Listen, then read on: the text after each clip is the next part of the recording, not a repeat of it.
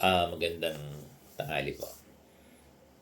Nagkaroon kasi ng convention yung mga school administrators dito sa National Capital Region, no? Kaya lang hindi ako nakasama.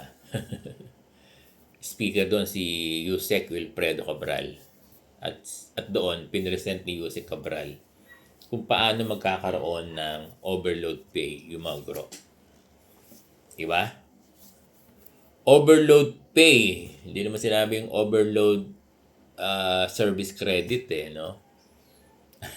Pag sinabing overload pay, cash yan.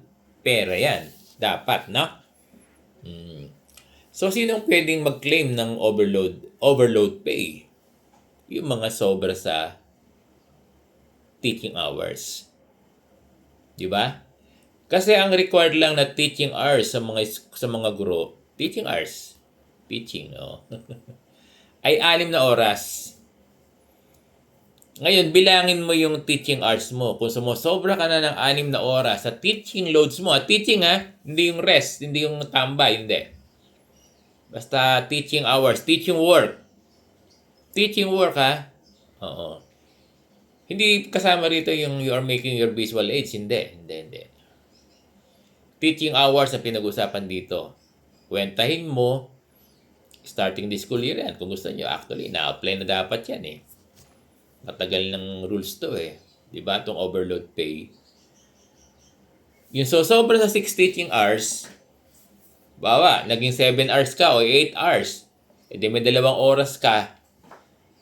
Kung araw-araw meron kang 2 oras na teaching load,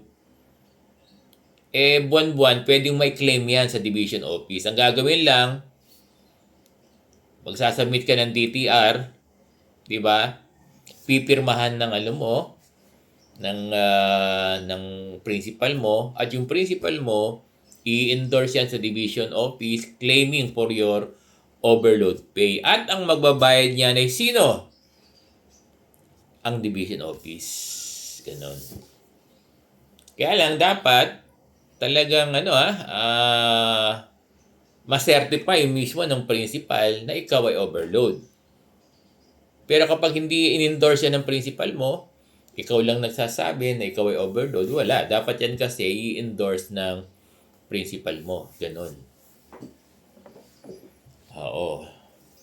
Hindi dapat leave service credit. May computation yan. May computation. Kung magkano yung rate ng per hour na na overload mo. Kung nakaka 2 hours ka daily, ayun, hindi ko kumpitin yan naman. Kung nakaka 1 hour daily ka lang, kukumpitin yan naman. Pwede namang monthly ang endorsement ng principal mo. At ang sabi ng DepEd, dapat bayaran ka. Oo, dapat cash. Oo. Dapat magkaroon ka ng payment, hindi leave service credit.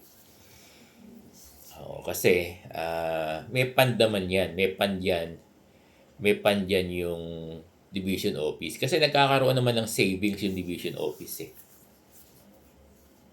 Kami din naman, kung papa-aprobahan namin yung mga overload pay namin, kaya lang sa Caloocan High School, wala kaming ganyan. Marami kaming teachers Kaya wala kaming overload pay. Sakto lang yung load ng mga teachers namin. Pero sa mga iba na kulang ang teachers, ito na yun. Sa mga iba na kulang ang teachers, talagang overload yung mga teachers. Dapat ang ginagawa ng principal, ini-endorse sa division office yung mga overload na hours na teachers pala. Yung mga sobrang hours, pwedeng bayaran yon, babayaran yun ng division office. Basta i-endorse lang ng principal. At ang requirement lang ay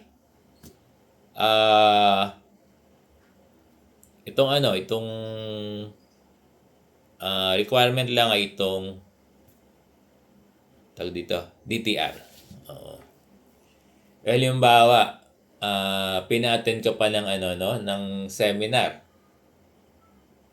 Tapos sobra-sobra ka sa oras.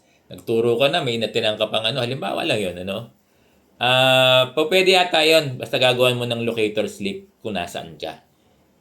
Kung, hindi man sabi, may ilang activity na official business.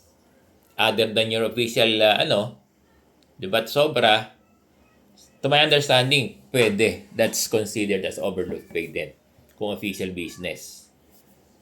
O, basta sumobra sa 6 hours ha. Kasi 6 hours a day. Basta sumobra ka sa 6 hours a day. So, ganon. So, yung mga guro natin, pwede kayong mag-claim ng overload pay, sabi ni Jose Cabral. Di ba? Ang requirement nyo lang ay daily time record, tapos ipapa-endorse mo sa principal na requesting for requesting for overload pay at babayaran ka ng division office. Dapat yan ay cash. Dapat yan ay hindi yan hindi yan lip service credit, na? May computation diyan. So maraming salamat sa inyong lahat.